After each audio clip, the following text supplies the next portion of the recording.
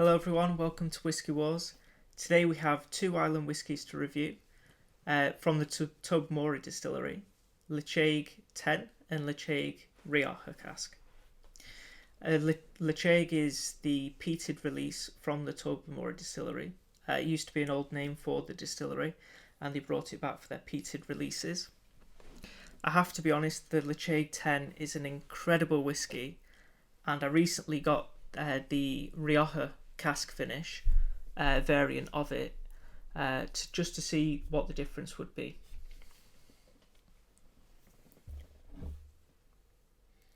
Both these whiskies are bottled at 46.3%. Straight away on that nose, lovely strong noses on both of these whiskies.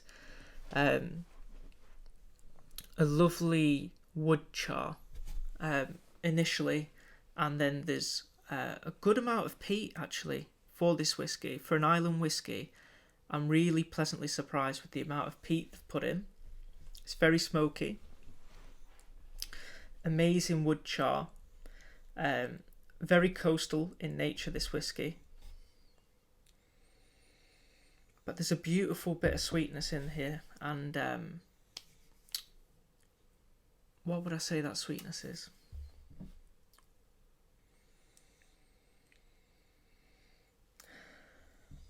Little tiny elements of fudge and butterscotch, just really bringing what is a predominantly savoury and coastal whiskey, balancing it out a little bit.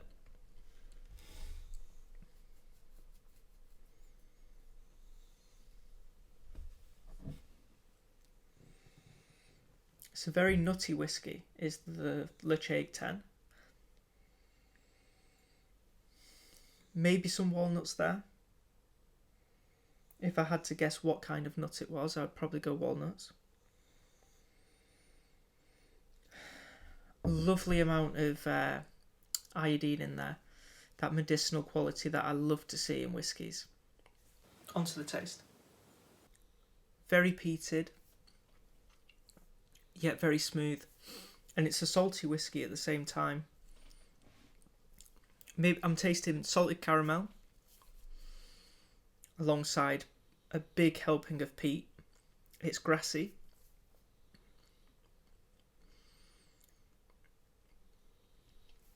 Salt and pepper.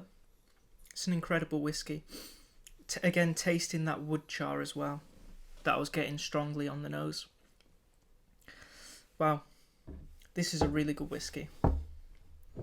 Onto the Rioja Cask. And this one interests me a lot because I love sherry finished whiskies. I know this is red wine, but you'd get a similar level of sweetness, I'm sure.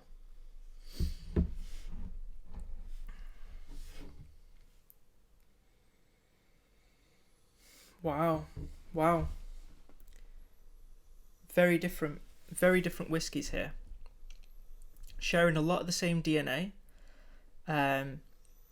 Similar, I'd say the wood goes from the 10 to the Rioja. And I would also say the medicinal notes as well are gone. Yeah, I'd say the wood and the medicinal notes leave. The coastal notes, the peat, stay. And it's like a salted fruit. Very interesting, really interesting. Some raspberries and cherries on the nose there. Still nutty, but it smells different.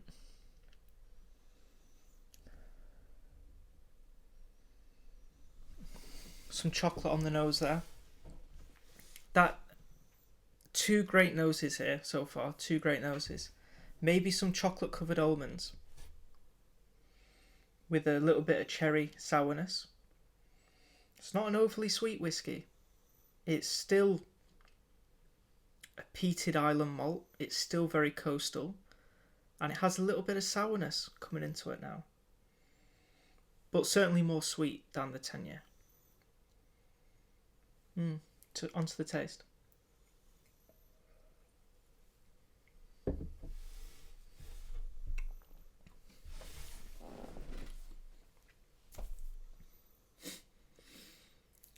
Okay, the taste of this whiskey is even more different to the 10-year than the nose was.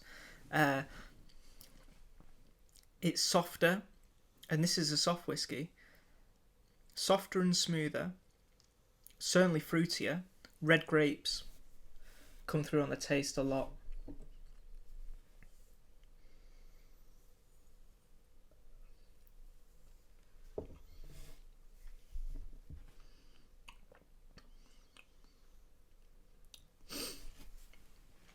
That sourness is carries through on the taste. I can't put my finger on what it is, but the butterscotch and fudge notes that I was getting on the 10-year aren't here. It's maybe the bitterness from the stems of vegetation are coming through on there. So if you were pressing grapes, you've got the sweetness from the grapes and the flavour from the grapes, but you've also got the bitterness of the stems and the vegetation in which it was carried on, the leaves and all that. Which one do I prefer? This is a tough one, guys, honestly. Two very different whiskies, but you can tell that they're from the same distillery at the same time. Both very good whiskies. There's been a lot of times where I've reviewed two whiskies and they're just okay whiskies. This isn't that. They're both 8 out of 10 plus whiskies.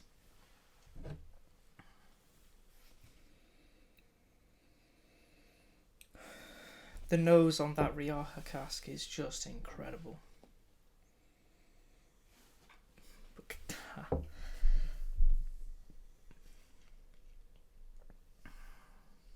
In terms of which whiskey I would recommend for you as a viewer, I would say if you prefer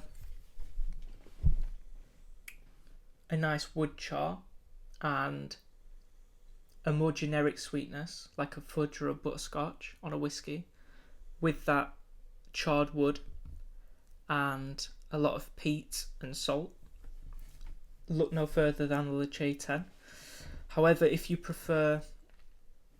like those notes but you also like a more fruity element to a whiskey, this Rioja cask is up there for sure. You've got chocolates, cherries and almonds being the main and red grapes being probably the four key differences, but you don't get that wood char coming through, and you also don't get the iodine punch that you get on the Ledaig 10. And those differences make a really big difference in these two whiskies.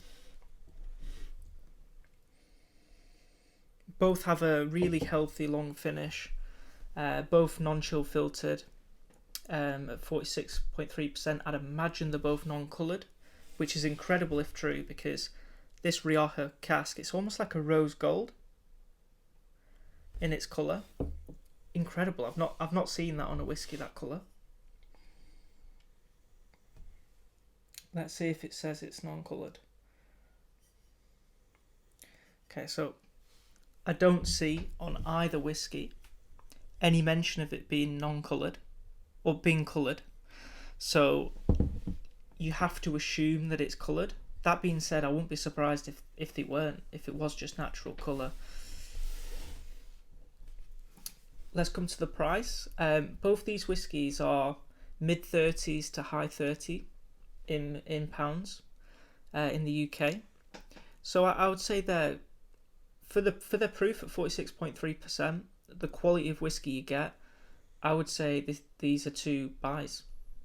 Go out and buy both of these whiskies or one of them, but make sure you try a Ledaig because they're really, really good whiskies. In terms of what I prefer, I think I'd see myself reaching for the Ledaig 10 more often than not. You know, that wood char with a bit of sweetness coming through, iodine, seaweed. I think the Ledaig wins today, the Ledaig 10. Don't forget guys, if you like the video, please like the video and don't forget to subscribe. Thanks for watching.